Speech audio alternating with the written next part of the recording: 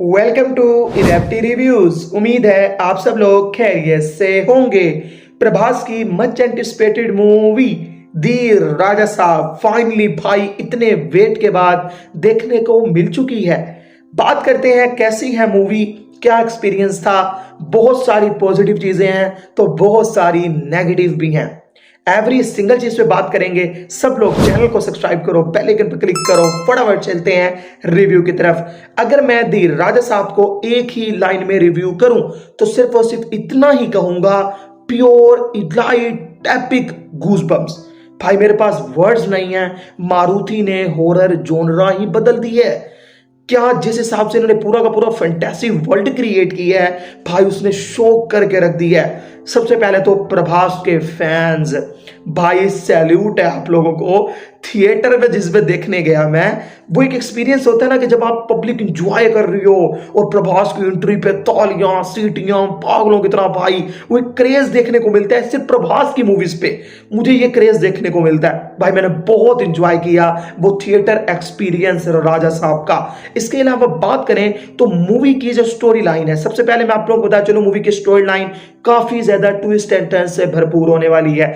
हम लोगों को कहानी जो है वो पास्ट एंड प्रेजेंट दोनों की दिखाई जाती है, क्योंकि जो संजय दत्त का कैरेक्टर है उसका पास्ट में बहुत हैवी किस्म का रोल है। और भाई वो पूरा का पूरा जो फ्लैशबैक पोर्शन है संजय दत्त का पास्ट वाला, भाई उसने लिटरली गूज़बम्प्स दे दिए।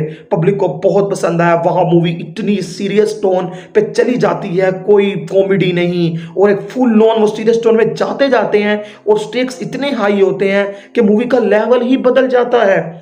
उसके बाद हम लोगों को वो गंगा मावल पूरा का पूरा जो उनका राज्य और पूरा का पूरा वो जो सीन है पड़ा, और ये सब कुछ हो क्यों रहा है, वो जो हवेली है उसका पूरा का पूरा सीन, हम लोगों को जो ये चीजें देखने को मिलती हैं ये काफी ज्यादा इंप्रेसिव है पड़ी।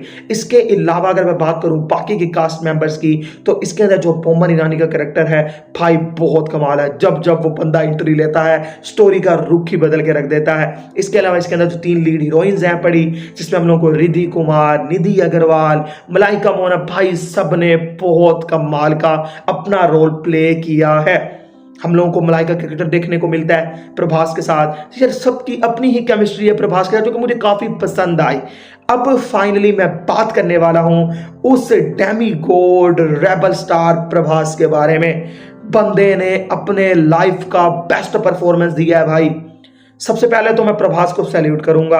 बंदा एक तो ऐसी ऐसी कमाल की यूनिक कंसेप्ट वाली मूवीज को चूज करता है पब्लिक के लिए, भाई डिजर्व करता है बंदा प्रेज, इसीलिए उसको सुपरस्टार, इंडिया का बिगेस्ट एवर स्टार प्रभास कहते हैं लोग। अब मैं बात करूं तो जिस हिसाब से इन लोगों ने चीजों को डिजाइन किया, प्रभास का कैरेक्टर हम लोगों को एक लवर बॉय से वो एंड पे पूरी क्लाइमैक्स फाइट, ओ भाई साहब बात करते हैं उसके ऊपर डिटेल में बात करते हैं। वो सारी की सारी चीज जो प्रभास के साथ, हमारे कैरेक्टर के साथ, उसके साथ जुड़ते हैं, किस तरह से वो अपनी दादी से मोहब्बत करता है और क्या वो उनसे बचाना चाहता है संजय दत्त के कैरेक्टर से, फिर आहिस्ता आहिस्ता किस तरह वो स्टोरी में इन्वॉल्व होगा, उसको बाकी सारी चीजें पता चलेंगी, पास्ट के बारे में पता चलेगा, वो किस चीज की संता, भाई बहुत सारी चीजें हैं। मैं स्पॉइलर नहीं देना चाहता आप लोगों को, बहुत बहुत मजा आने वाला है। इसके अलावा बात करूं इस मूवी के सॉन्ग्स के, तो सॉन्ग मुझे उतने ज्यादा खास नहीं लगे, लेकिन कुछ सॉन्ग्स बहुत धमाकेदार थे। जैसे वो नाचे नाचे सॉन्ग है भाई, बहुत इंजॉय किया मैंने।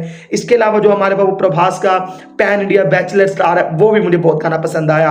ओवरऑल रेबल साहब जो सॉन्ग था वो सबसे बेस्ट सॉन्ग था, जिसपे थिएटर में पब्लिक ने तालियां बजाई और भाई फुल ऑन गूज़बम्प्स आए। अब आते हैं नेगेटिव की तरफ। सबसे पहली चीज, मूवी के अंदर बहुत सारे ऐसे सीन्स हैं जो अगर ना भी होते तो फर्क नहीं पड़ता था, और भी मूवी की ड्यूरेशन कम की जा सकती थी, जो कि स्टोरी से भी उनका कोई ताल्लुक नहीं, ऐसे ही मुफ्त में घुसा दिए। मुझे ऐसा फील हुआ उनसे ना थोड़ा बहुत मैं मूवी में बोर होने लग गया। वो सीन्स ना होते तो मूवी फुल ऑन ग्रिपिंग है भाई। इसका फर्स्ट हाफ पूरा जो बिल्डअप बनाता है और इंटरवल का वो जो सीक्वेंस है, फिर क्लाइमेक्स वाला जो लास्ट का पूरा जो इंटरवल है ना भाई, आप लोगों को हिला के रख देगा। इसके बाद दूसरे नंबर पे थमन, भाई उसने उस लेवल का बीजीएम नहीं दिया जो मैं डिजर्व कर रहा था। जो मेरी एक्सपेक्टेशंस थी, थमन ने उस लेवल का डिलीवर नहीं किया।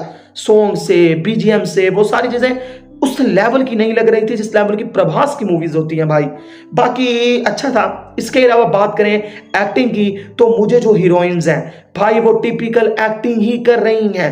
ऐसा नहीं कि वो अपने रोल में गुम हो गई हैं, जैसे हम लोग देखते हैं कैटरीना कैफ को, इस तरह वो सीन नहीं देखने को मिला। ऐसा लगा बस वो एक्टिंग ही कर रही हैं।